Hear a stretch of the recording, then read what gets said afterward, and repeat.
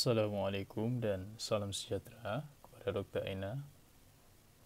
Pada video kali ini saya akan membentangkan subjek Plantation Crop RC30503. Nama saya Jaskanto Nabi Jainuddin, nomor metrik BR18110044, dan tajuk yang saya pilih adalah kelapa atau nama saintifiknya Cocos nucifera. Saya akan menerangkan morfologi serta penyakit dan serangga perosak. Pengenalan, tanaman kelapa atau nama saintifiknya Cocos nucifera tergolong dalam keluarga Palmea. Tanaman ini berasal dari Kepulauan Pasifik dan tersebar luas hampir 90 buah negara tropika. Jumlah keluasan kelapa ini di dunia dianggarkan sebanyak 12,48 juta hektar, di mana 10,8 juta hektar atau 86,2% terletak di Asia Pasifik. Di Malaysia, kelapa merupakan salah satu tanaman yang penting untuk ekonomi negara. Sebagian besar tanaman kelapa diusahakan secara tradisional oleh pekebun-pekebun kecil. Pada tahun 2007, tanaman kelapa menduduki tempat yang keempat dari segi keluasan selepas kelapa sawit, getah, dan padi. Produk-produk kelapa adalah bahan penting untuk makanan harian penduduk-penduduk tempatan dan juga dalam industri pembuatan. Selain itu, permintaan tempatan untuk produk-produk kelapa adalah dalam bentuk kelapa biji, minyak kelapa, dan kelapa parut. Malaysia juga mengimport kelapa dan produk-produk berasaskan kelapa.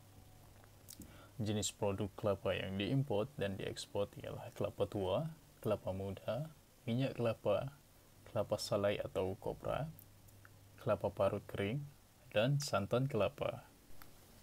Morfologi kelapa. Di sini saya akan membentangkan sifat pokok, akar, daun, bunga, dan buah tanaman kelapa. Yang pertama adalah sifat pokok. Pokok kelapa mempunyai batang dan pusat pertumbuhan tunggal. Ketinggian pokok boleh mencapai 6 hingga 30 meter. Pada hujung batang terdapat daun pinat yang besar atau pelepah pada pelbagai peringkat tumbusaran. Di celah tiap-tiap pelepah terdapat jambak bunga pada pelbagai peringkat tumbusaran juga. Di pucuk pokok terdapat tisu-tisu muda yang bakal membentuk menjadi daun, bunga atau buah. Yang kedua adalah akar. Pokok kelapa mempunyai sistem akar serabut. Namun begitu, pokok kelapa tidak mempunyai akar rambut, dan dalam keadaan tertentu, akar-akar utama boleh mengeluarkan akar sisi yang bercabang yang dipanggil akar penyerap. Di ujung akar penyerap ini terdapat jidal akar atau root cap yang boleh menembusi tanah. Bahagian lembut terdapat di belakang jidal akar berfungsi untuk menyerap nutrien tanah sejauh 5 cm. Di permukaan akar terdapat struktur tisu kecil yang tajam dan berwarna putih atau pneumatopotes yang berfungsi sebagai struktur penadasan. Struktur ini membolehkan pokok kelapa menyesuaikan kehidupan di kawasan air yang bertakung. Yang ketiga adalah daun. Pokok kelapa yang matang mempunyai 30 hingga 40 pelepah daun. Panjang pelepah boleh mencapai 6 meter dan ia mempunyai 2 baris daun kecil atau dipanggil bipinnate yang berukuran 1 hingga 1,5 meter panjang. Setiap pelepah dianggarkan mempunyai sebanyak 200 helai daun kecil. Bagi pokok yang subur, pelepah baru terbit setiap 3 hingga 4 minggu sekali. Jangka hayat pelepah dari mula terbit hingga senesan ialah di antara 30 hingga 36 bulan. Seterusnya, yang keempat adalah bunga. Jambak bunga atau mayang terbentuk dalam seludang yang tebal, kukuh dan tajam. Mayang yang terbuka berukuran 1 hingga 1,2 meter panjang dan membentuk beberapa anak spike yang panjangnya 14 hingga 16 cm. Bunga kelapa adalah jenis monoecious. Pada setiap mayang kelapa terdapat antara 8.000 hingga 10.000 bunga jantan dan 10 hingga 50 bunga betina. Bunga jantan mengandungi 6 helai berian nipis berwarna kuning dan di dalamnya terdapat 6 stamen. Di tengah-tengah bunga terdapat 3 kelenjar nektar yang berfungsi untuk menarik serangga pada bunga. Apabila bunga kembang, cepu debunga terbuka dan mengeluarkan debunga-debunga yang berwarna kuning. Debunga ini boleh hidup selama 2 hingga 9 hari. Seterusnya, bunga betina membentuk globus, mengandungi 6 pirian dan terdapat pistil berwarna putih. Bunga betina mula kembang pada 18 hingga 21 hari selepas seludang terbuka. Jangka masa reseptifnya ialah 1 hingga 3 hari.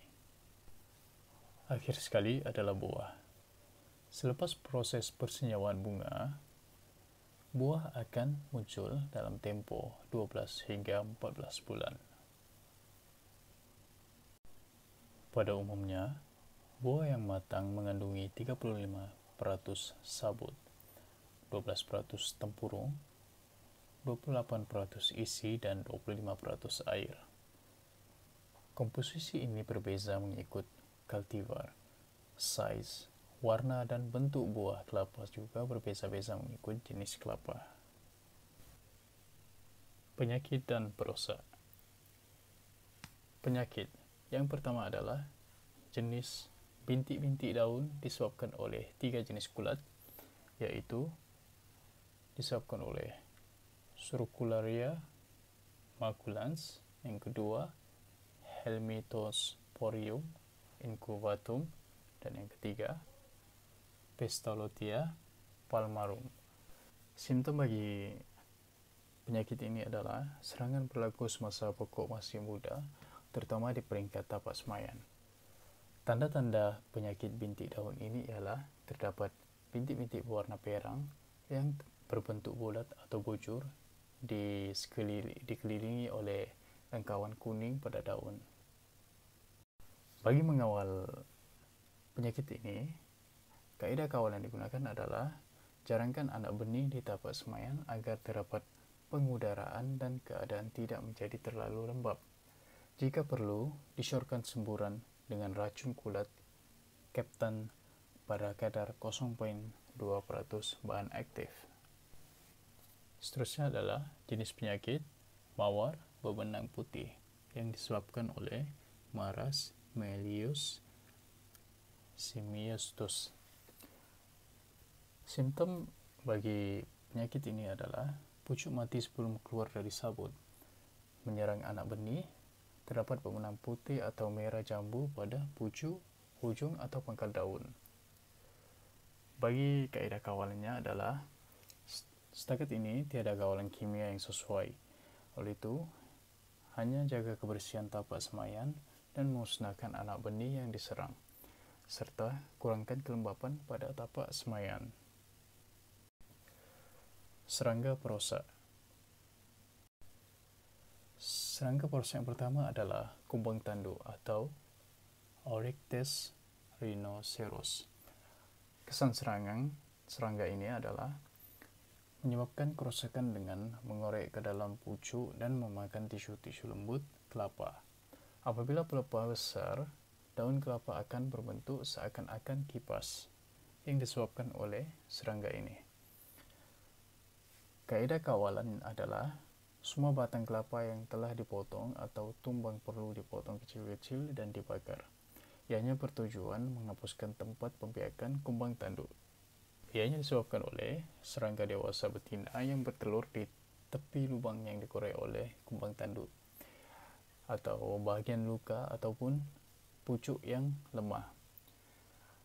Larva yang dikenali sebagai grub memakan pucuk sehingga boleh menyebabkan pokok mati. Pucuk yang diserang menjadi reput dan mudah tercabut.